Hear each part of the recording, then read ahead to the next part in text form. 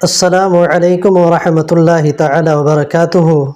ناظرین کرام، امید قوی ہے کہ آپ تمام احباب خیر و عافیت سے ہوں گے۔ اللہ تعالی آپ سب کو ہمیشہ خوش رکھے، آباد رکھے۔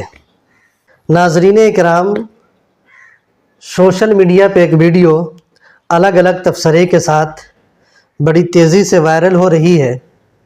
یقیناً آپ نے بھی اس ویڈیو کو دیکھا ہوگا، لیکن شاید آپ نے اس ویڈیو پہ وہ توجہ نہیں دی ہوگی جس توجہ کی ضرورت اس ویڈیو کو ہے۔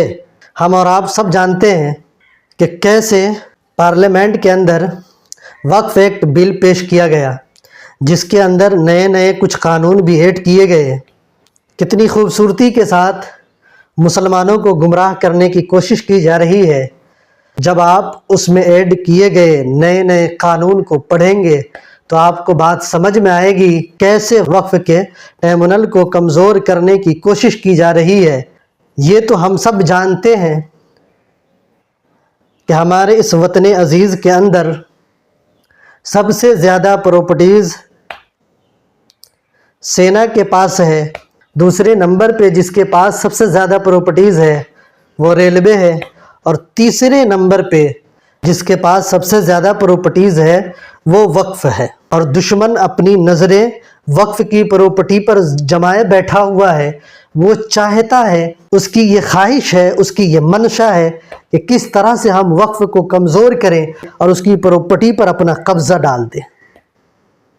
اسی لیے میں آپ کو وہ ویڈیو دکھانا چاہتا ہوں تاکہ آپ یہ سمجھ سکیں کہ آپ کے آباء و اجداد نے جو وقف کیا تھا کیسے دشمن اس پہ نظریں جمائے بیٹھا ہے۔ بحیثیت مسلمان کے آج ہماری یہ حالت ہے کہ ہم خواب غفلت سے بیدار ہونے کو تیار نہیں ہیں۔ تو مسلمانوں، آج وقت ہے، خواب غفلت سے بیدار ہو جاؤ، جاگ جاؤ اور اپنی آواز کو بلند کرو، اپنے حق کا مطالبہ کرو۔ اگر آج بھی نہ جاگ سکے اور اپنی آواز نہ اٹھا سکے اور اپنے حق کا مطالبہ نہ کر سکے تو یاد رکھنا کہ شاعر نے کہا تھا کہ نہ سمجھو گے تو مٹ جاؤ گے، اے ہندی مسلمانوں تمہاری داستاں تک بھی نہ ہوگی داستانوں میں۔ اس لیے اس ویڈیو کو سنیے، اس پہ غور کیجئے اور جو آپ سے کہا جا رہا ہے اس پہ عمل بھی کیجئے۔ السلام علیکم، میں ایڈوکیٹ خورشید عالم اس ملک کے ان 20 کروڑ مسلمانوں کے لیے ویڈیو بنا رہا ہوں جو بڑی چین کی نیند سو رہے ہیں۔ وہ چین کی نیند سو رہے ہیں اور ان کے دروازے پر ایک مصیبت آ کر کھڑی ہو گئی ہے۔ اس بار یہ مصیبت وقف امینڈمنٹ بل 2024 کی شکل میں آیا ہے۔ بی جے پی گورنمنٹ نے پارلیمنٹ میں موجودہ وقف ایکٹ میں بدلاؤ کرنے کے لیے یہ بل پیش کیا ہے۔ کیا ہو جائے گا اگر یہ بل پیش ہو گیا تو؟ کیا ہو جائے گا اگر یہ بل ایک قانون بن گیا تو؟ اگر یہ بل قانون بن جاتا ہے تو آپ یہ یقین کیجئے کہ مسلمانوں کی جو وقف جائیداد ہے، وقف اللہ، ایسی جائیداد جو ان کے پوروجوں نے اللہ کے راہ میں دے دیا، اس جائیداد سے، اس ملکیت سے لوگوں کا بھلا ہو، اس قوم کا بھلا ہو، اس دیش کا بھلا ہو، ایسے جائیداد پر سرکار کی نظر ہے۔ اس بل کے قانون بننے کے بعد ہماری ہزاروں لاکھوں مسجدیں، ہمارے خانقاہیں، ہمارے مدارس، ہماری قبرستانیں اور بہت سارے جو ملی تنظیمیں ہیں ان کی جائیداد کو آسانی سے سرکار ہڑپ لے گی۔ یہ پہلی بار نہیں ہے کہ بی جے پی کی کیندر سرکار نے مسلمانوں کو پریشان کرنے کے لیے ایک ایسا بل پیش کیا ہے۔ اس سے پہلے بے شمار بل پیش کیے جا چکے اور وہ آسانی سے قانون بھی بن گیا، لیکن مسلمان کچھ نہیں کر پائے۔ خوشی کی بات یہ ہے کہ اس بار اس بل کو قانون بننے سے ہم روک سکتے ہیں۔ جب یہ بل پارلیمنٹ میں پاس کیا گیا تب اپوزیشن نے بہت ہی زبردست طریقے سے اسے روکنے کی کوشش کی، جس کے نتیجے میں اس بل کو جوائنٹ پارلیمنٹری کمیٹی میں ریکمینڈ کر دیا گیا ہے۔ ایسا نہیں ہے کہ یہ بل قانون بننے سے رک گیا ہے، بلکہ ایک چھوٹا سا پاز لگا ہے۔ اب ہم اسے قانون بننے سے کیسے روک سکتے ہیں؟ ایسی صورت میں ایک عام آدمی کیا کر سکتا ہے؟ جس طریقے سے ڈیموکریسی میں ہر ایک ووٹ کی قیمت ہے، اسی طریقے سے اس پورے معاملے میں ہر ایک عام آدمی کی رائے کی قیمت ہے۔ جب اس بل کو جوائنٹ پارلیمنٹری کمیٹی کے سامنے پیش کیا گیا ہے تو جوائنٹ پارلیمنٹری کمیٹی نے عام آدمی سے رائے مانگی ہے۔ جو کام بھاجپا سرکار کو، بی جے پی گورنمنٹ کو پہلے کرنا چاہیے تھا، سارے اسٹیک ہولڈرز کی رائے لینی چاہیے تھی، جن کی وہ دعویٰ کرتے ہیں کہ ان کی بھلائی کے لیے بل لایا جا رہا ہے، حقیقت میں وہ ہماری جڑوں کو کاٹنے میں لگے ہوئے ہیں۔ ایسی صورت میں جب آپ کے سامنے ایک نوٹس آیا ہوا ہے 13 सितंबर तक आपको अपनी राय देनी है। क्या 20 करोड़ मुसलमान में से 50 लाख भी ऐसे नहीं हैं जो अपनी राय को ईमेल के ज़रिए, ख़तों के ज़रिए, एक डेलीगेशन के ज़रिए जॉइंट पार्लियामेंट्री कमेटी तक पहुंचा सकें?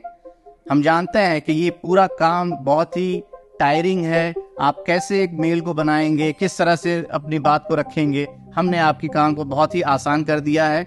हमारे पास एक खाका तैयार है। उस खाका में हम क्या कहना चाहते हैं सरकार से, हम क्या कहना चाहते हैं जॉइंट पार्लियामेंट्री कमेटी से, वो सारी चीज़ें लिखी हुई हैं। सिर्फ आप स्क्रीन पे दिए हुए QR कोड को स्कैन कीजिए या फिर लिंक को फॉलो कीजिए और ये लिंक आपको आपके ईमेल बॉक्स तक ले जाएगा। वहाँ से आप बड़ी आसानी के साथ मेल भेज सकते हैं, अपने एहतजाज को, अपनी राय को दर्ज कर सकते हैं।